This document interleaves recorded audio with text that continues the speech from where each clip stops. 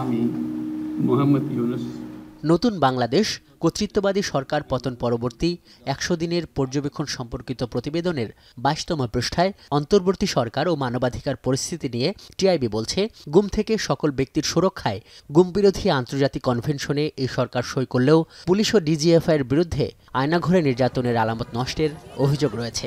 সংস্থাটি বলছে, গুমের তদন্ত ও ভুক্তভোগীদের জন্য ন্যায় বিচার প্রতিষ্ঠার কমিশনে এরই মধ্যে ১,৬০০টি অভিযোগ দাখিল হয়েছে ঠিকই, কিন্তু কর্তৃত্ববাদকে প্রাতিষ্ঠানিকীকরণ, জনগণের মৌলিক অধিকার লঙ্ঘন, চাঁদাবাজি সহ আর্থিক খাত দখলের প্রধান হাতিয়ার হিসেবে ব্যবহৃত ডিজিএফআই, ডিবি, এনএসআই, এনটিএমসির মতো গোয়েন্দা সংস্থাগুলোর সংস্কারের কোনো উদ্যোগ নেওয়া হয়নি। এভাবে ৫৬ পৃষ্ঠার পর্যবেক্ষণ প্রতিবেদনে রাজনীতি, প্রশাসনিক ও প্রাতিষ্ঠানিক সংস্কার, আইনের শাসন ও মানবাধিকার, অনিয়ম, দুর্নীতিসহ ৮টি দিকের নানা অসঙ্গতি ও মন্তব্য তুলে ধরে সংস্থাটি। রাজনৈতিক প্রেক্ষিত নিয়ে টিআইবির পর্যালোচনা, রাজনৈতিক দলকে নিষিদ্ধ ঘোষণা বা নিষেধাজ্ঞা প্রত্যাহারের সিদ্ধান্ত গ্রহণ প্রক্রিয়া বিতর্কিত।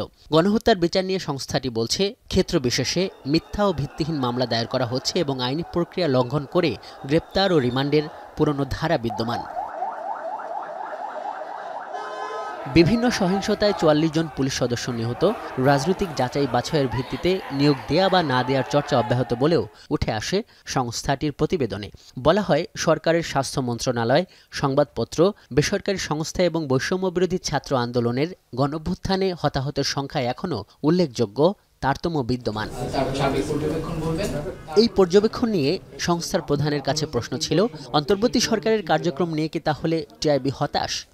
আমরা এই জায়গাগুলোতে আরো বেশি ইতিবাচক হতে পারত, ভূমিকা কোথাও কোথাও গ্যাপ আছে, এই বিষয়গুলো চিহ্নিত করেছি, কিন্তু হতাশ হওয়ার মতো কোনো কিছু আমরা এখনো দেখিনি, আমরা সেটা বলছিও না।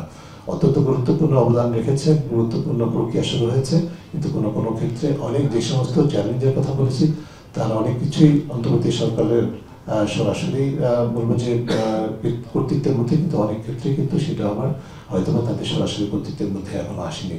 এই বিষয়গুলোকে বিবেচনায় রেখে আমরা এটা চিহ্নিত করা প্রয়োজন মনে করেছি। রাষ্ট্র সংস্কার, নির্বাচনী রোডম্যাপ, অভ্যুত্থান পরবর্তী বিভিন্ন রাজনৈতিক দলের চাঁদাবাজি নিয়ে কথা বলেন টিআইবি প্রধান।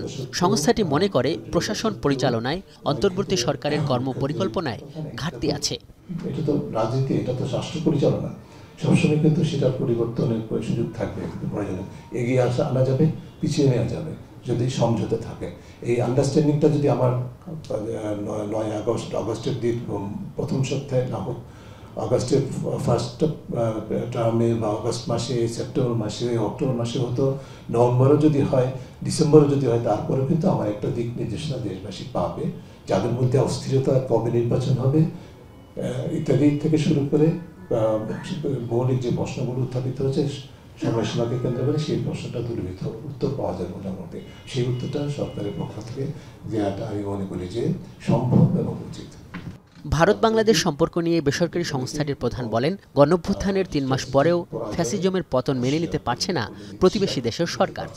তাদের সেই সৎ সাহস নাই যে তারা যে রাজনৈতিকভাবে, ডিপ্লোম্যাটিকভাবে, কূটনৈতিকভাবে এবং স্ট্র্যাটেজিক দৃষ্টিভঙ্গি থেকে তাদের ইতিহাসে সবচেয়ে বড় পরাজয় হয়েছে, সেটা তারা স্বীকার করে নিতে পারছে না। যে কারণে তাদের মধ্যে এক ধরনের বাংলাদেশের প্রতি যে ধরনের ইতিবাচক, এই পরিবর্তনের জন্য এই ধরনের ইতিবাচক ভূমিকা প্রত্যাশা ছিল, ইতিবাচক দৃষ্টিভঙ্গি প্রত্যাশা ছিল, সেটা কিন্তু তারা করতে পারছে না।